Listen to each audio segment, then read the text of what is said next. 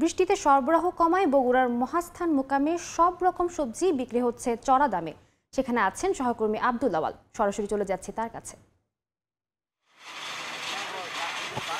বৃষ্টিতে বৈরী আবহাওয়ায় কিন্তু বগুড়ার মহাস্থানগড়, যেটি দেশের সবচাইতে বড় সবজির মোকাম, সেখানে সব ধরনের সবজি কিন্তু আসলে চড়া দামে বিক্রি হচ্ছে। বিশেষ করে আমরা দেখেছি যে গতকাল দিবাগত রাত থেকে বৃষ্টি শুরু হয়ে আজকে ভোর 6টা পর্যন্ত কিন্তু টানা বৃষ্টি হয়েছে, এবং এতে করে আসলে বগুড়ার যে মহাস্থানগড় যেই সবজির মোকাম রয়েছে, সেই সবজির মোকামে কিন্তু খুবই কম পরিমাণে কৃষক তাদের যে উৎপাদিত সবজিগুলো নিয়ে এসেছে, এবং বেচা বিক্রি একেবারে নেই বললেই চলে। যেমন কৃষক কম এসেছে, তেমনি কিন্তু বিক্রেতাও একেবারেই নেই, এবং খুবই কম পরিমাণে আসলে যে সবজিগুলো এসেছে সেগুলোর বেচা বিক্রি চলছে।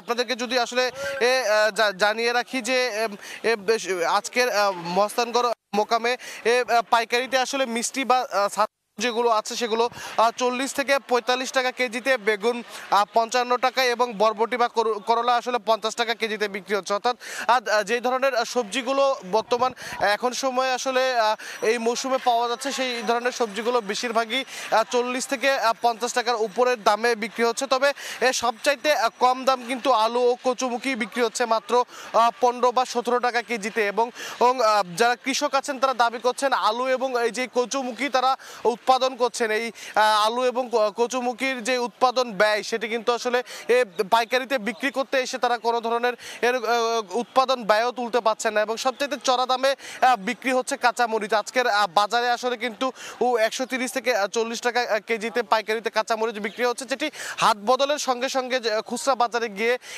200 টাকায় ঠেকছে। এবং এখানে যারা কৃষকরা আছেন তারা দাবি করছেন তাদের যে উৎপাদিত ব্যয় তার সাথে সামঞ্জস্য করেই কিন্তু আসলে এখানে পাইকারিতে দাম নির্ধারণ হয়ে থাকে। তবে এখান থেকে কয়েক দফায় হাত বদলের সঙ্গে সঙ্গে কিন্তু খুচরা বাজারে গিয়ে সিন্ডিকেটের কারণে আসলে দাম ক্রেতা পর্যায়ে বৃদ্ধি পায়, এবং সাধারণ ক্রেতাদেরকে আসলে নানা ধরনের নাকানি চোবানি খেতে হয়। এবং যারা এখানে কৃষক আছেন তারা আমাদেরকে জানিয়েছেন যে খুব অল্প সময়ের মধ্যেই আসলে শীতকালীন যে আগাম জাতের সবজিগুলো রয়েছে, শীতকালীন সেই আগাম জাতের সবজিগুলো কিন্তু বাজারে আসতে শুরু করবে, এবং শীতকালীন সেই আগাম জাতের সবজিগুলো বাজারে আসার সঙ্গে সঙ্গে কিন্তু বাজারের যেই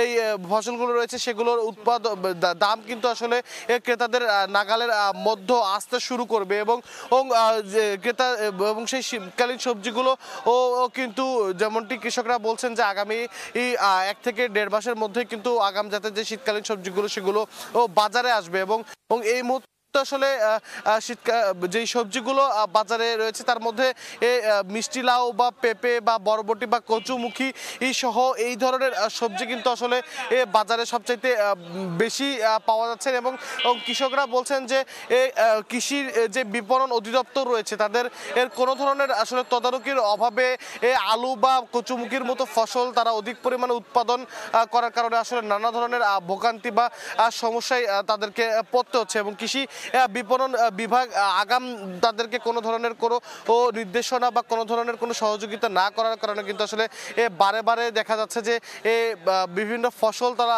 ফরিয়ে নানা ধরনের লোকসানে পড়ছে। বিশেষ করে অন্যান্য যে কীটনাশক বা যে উপাদানগুলো রয়েছে এগুলোর দাম বৃদ্ধির কারণে কিন্তু আসলে কৃষকরা সবচেয়ে বেশি। এবং দর্শক, একটি তথ্য আপনাদেরকে জানিয়ে রাখি যে মহাস্থান সবজির মোকাম রয়েছে, এখান থেকে কিন্তু শীতের মৌসুমে 50 থেকে 60টি ট্রাকে করে দেশের বিভিন্ন প্রান্তে সবজি যেয়ে থাকে। তবে এই সময় মাত্র 2 থেকে 3টি ট্রাকে আসলে সবজির যে চাহিদা সেটি কিন্তু দেশের বিভিন্ন প্রান্তে পৌঁছে যাচ্ছে। তো বগুড়া থেকে সবজির নিয়ে এখন পর্যন্ত এই ছিল আমার কাছে সর্বশেষ। সরাসরি যুক্ত ছিলাম বগুড়ায়।